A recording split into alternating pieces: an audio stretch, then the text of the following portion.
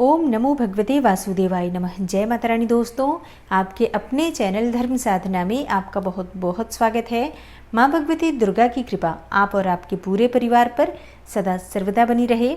दोस्तों, प्रदोष का व्रत भगवान भोलेनाथ की कृपा पाने के लिए, भगवान भोलेनाथ को प्रसन्न करने के लिए और अपने मन की किसी भी कामना को पूर्ण करने के लिए शास्त्रों के अनुसार सर्वश्रेष्ठ व्रत माना जाता है।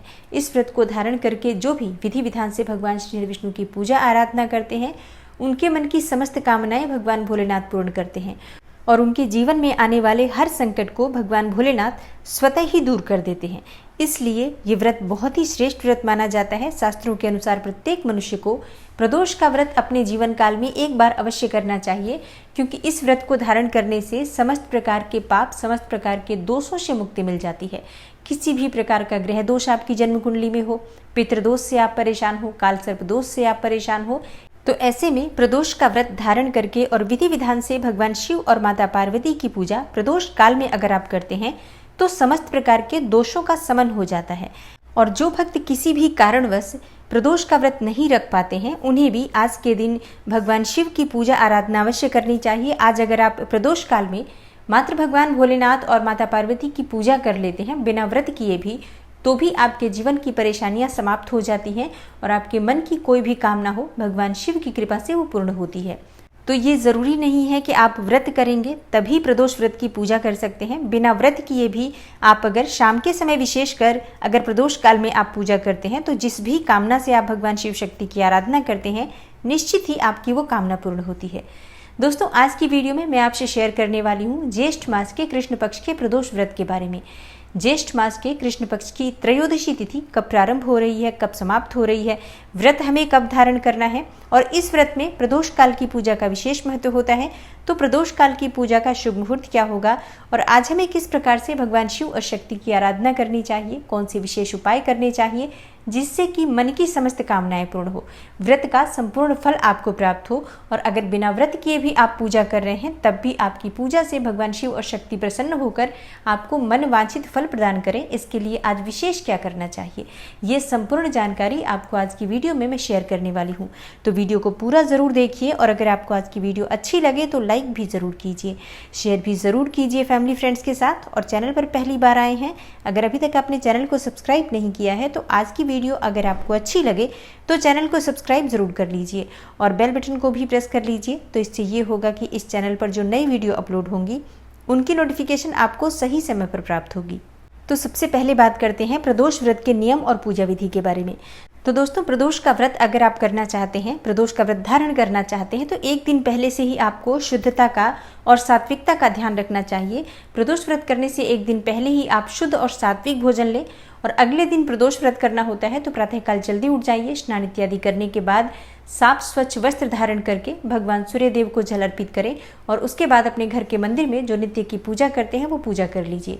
भगवान शिव का अगर आपके पास विग्रह है, जैसे कि शिवलिंग स्वरूप में भगवान अगर विराजमान है आपके घर में, तो उनका अभिषेक आप कर सकते हैं पंचामृत से या कच्चे दूध से। और अगर ये दोनों चीज़ें ना हो तो आप शुद्ध जल गंगा जल से भी भगवान शिव का अभिषेक कर सकते हैं और उनके सामने शुद्ध की का दीपक प्रज्वलित करके अपने हाथ में, दाहिने हाथ में जल, अक्षत और पुष्प लेकर अपने व्रत का संकल्प ले लीजिए कि आज आप प्रदोष का व्रत धारण करना चाहते हैं और जिस भी मनोकामना से आप ये व्रत कर रहे हैं वो भी भगवान शिव के सामने कहिए। भगवान भोलेनाथ से प्रार्थना कीजिए कि आपकी जो मनोकामना है बहुत ही शीघ्र पूर्ण हो और व्रत में, पूजा पाठ में किसी भी प्रकार की जाने अनजाने कोई भूल चूक हो जाए, उसके लिए भगवान भोलेनाथ आपको क्षमा करें। इस प्रकार से भगवान शिव से प्रार्थना कीजिए।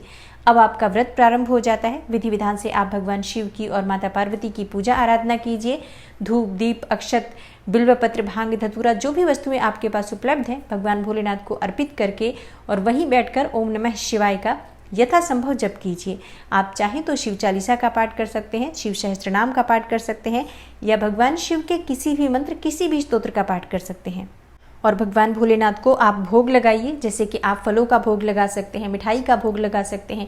यथासंभव जो भी सामग्री आपके पास उपलब्ध हो, मिश्री, बतासा, कोई ड्राई फ्रूट्स हो तो कुछ भी आप भगवान शिव को भोग स्वरूप श्रद्धा पूर्वक अर्पित कीजिए। पूजा पूर्ण होने के बाद कपूर से आरती कर लीजिए। इसके बाद आप दिन भर व्रत रहेंगे तो व्रत आप निर्जल या फलाहार जिस भी प्रकार से आपकी शारीरिक क्षमता हो आप रख सकते हैं। और शाम के समय फिर से प्रदोष काल में भगवान शिव की पूजा आराधना की जाती है। तो प्रदोष काल का जो समय होता है वो संध्या काल का समय होता है। शास्त्रों के अनुसार प्रदोष काल में भगवान शिव साक्षात स्वरूप में शिवलिंग में विराजमान होते हैं, इसलिए प्रदोष काल की पूजा बेहद महत्वपूर्ण होती है। प्रदोष काल में पूजा करने मात्र से भी आपके मन की कामना कोई भी हो भगवान शिव की कृपा से वो पूर्ण होती है। तो इसलिए प्रदोष काल के समय पूजा विशेष रूप से की जाती है। संभव हो तो घर के आसपास कोई मंदिर हो तो मंदिर में जाकर पूजा कीजिए, और अगर आप बिल्कुल भी मंदिर नहीं जा सकते हैं तो आप अपने घर में भी पूजा कर सकते हैं। लेकिन मंदिर अगर है आपके घर के पास और जा सकते हैं आप, तो ज़रूर आपको मंदिर जाकर ही पूजा करनी चाहिए।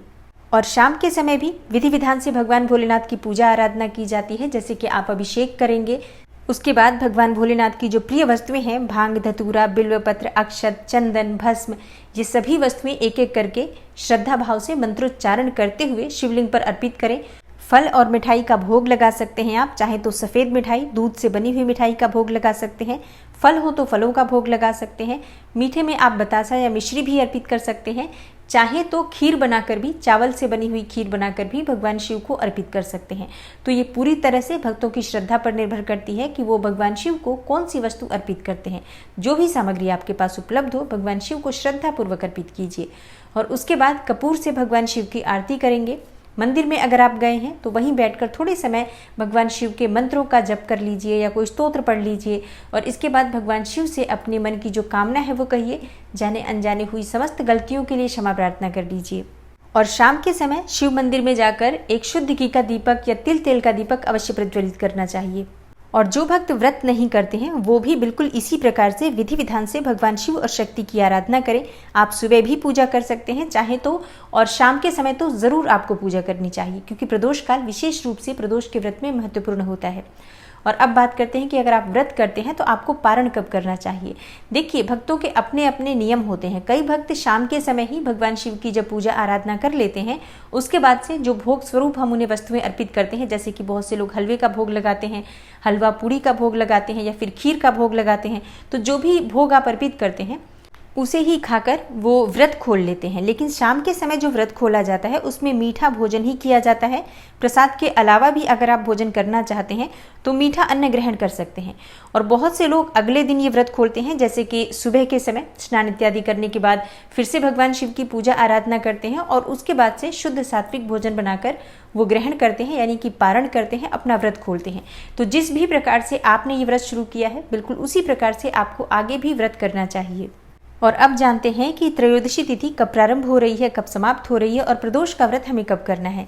देखिए, इस बार की त्रयोदशी तिथि जो है 27 मई को सुबह 11:47 पर प्रारंभ हो जाएगी और समाप्त हो रही है 28 मई को दोपहर 1:09 पर। तो प्रदोष का व्रत हमें कब करना चाहिए, क्योंकि सूर्योदय कालीन तिथि जो हमें प्राप्त हो रही है 28 मई को प्राप्त हो रही है, लेकिन प्रदोष के व्रत में महत्व होता है शाम के समय प्रदोष काल की पूजा का, यानी कि प्रदोष काल में त्रयोदशी तिथि होनी चाहिए, तभी उस व्रत को प्रदोष व्रत माना जाता है। तो ऐसे में शाम के समय प्रदोष काल की जो तिथि हमें प्राप्त हो रही है वो 27 मई को प्राप्त हो रही है, इसलिए 27 मई शुक्रवार को प्रदोष व्रत धारण किया जाएगा। तो इस बार का जो प्रदोष व्रत होगा शुक्र प्रदोष होगा, जो कि बहुत महत्वपूर्ण होता है सुख समृद्धि के लिए, सौभाग्य के लिए, और किसी भी प्रकार की सुख संपदा की आपको कामना है, भौतिक सुख सुविधाओं की आपको कामना है, बड़ा घर चाहते हैं, बड़ी गाड़ी चाहते हैं, बड़ा नाम और यश चाहते हैं, प्रेम संबंधों को मधुर बनाना चाहते हैं, सौंदर्य की प्राप्ति करना चाहते हैं या प्रेम में सफलता पाना चाहते हैं, दाम्पत्य जीवन को सुखमय बनाना चाहते हो या फिर मन चाहे जीवन साथी की कामना हो, शुक्र प्रदोष का जो दिन होता है बहुत ही महत्वपूर्ण होता है। अगर आप व्रत करते हैं अत्यंत ही श्रेष्ठ है, व्रत नहीं करते हैं और तब भी आपके मन में इस प्रकार की कोई भी कामना हो तो आज के दिन प्रदोष काल का समय आपकी समस्त मनोकामनाओं को पूर्ण करने वाला समय है। तो प्रदोष काल की पूजा जरूर कीजिए, व्रत करें या ना करें पूजा जरूर कीजिए। और प्रदोष काल की पूजा का शुभ मुहूर्त है 27 मई शाम 7:12 से 9:14 तक। और अब बात करते हैं कि आज के दिन हमें कौन सा विशेष उपाय करना चाहिए जिससे कि मन की कोई भी कामना पूर्ण हो।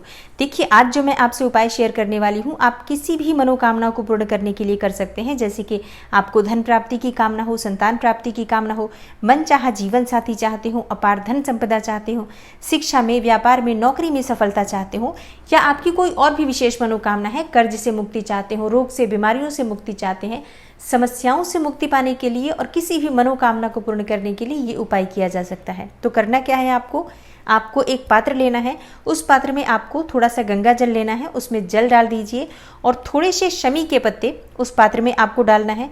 इसके साथ ही आपको बेलपत्र लेना है। अगर आपको 5 बेलपत्र मिल जाते हैं तब तो अत्यंत ही श्रेष्ठ है।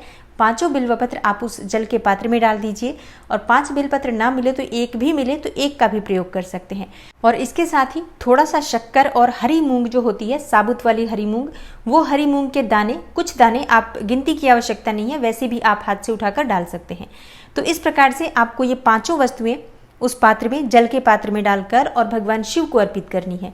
ओम नमः शिवाय का जप आप कर सकते हैं जब आप जल अर्पित करें, या फिर आप महामृत्युंजय मंत्र का जप कर सकते हैं। अगर आपको कोई स्तोत्र आता हो, कोई दूसरा मंत्र जपना चाहते हैं, बिल्कुल जप सकते हैं। किसी भी मंत्र के द्वारा आप भगवान शिव पर इन वस्तुओं से अभिषेक करते हैं और अपने मन की कामना कहते हैं, अपने जीवन की समस्या कहते हैं, तो निश्चित ही आपके मन की जो कामना है भगवान भोलेनाथ की कृपा से वो पूर्ण होती है।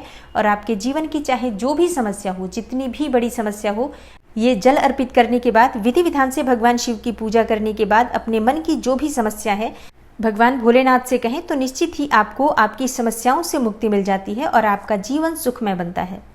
तो पूर्ण विश्वास से इस उपाय को कीजिए। जो भी आपके मन की कामना होगी भगवान भोलेनाथ से प्रार्थना करके कहिए, निश्चित ही आपकी कामना पूर्ण होगी।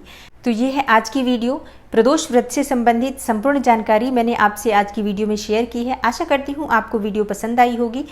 तो अगर आपको आज की वीडियो अच्छी लगी हो और थोड़ी सी भी आपके लिए हेल्पफुल हो तो वीडियो को लाइक ज़रूर कीजिए और शेयर भी ज़रूर कीजिए फैमिली फ्रेंड्स के साथ।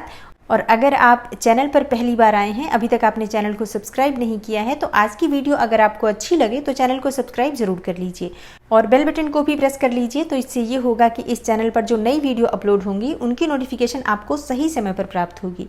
मैं मिलती हूँ आपसे अगली वीडियो में, तब तक के लिए नमस्कार।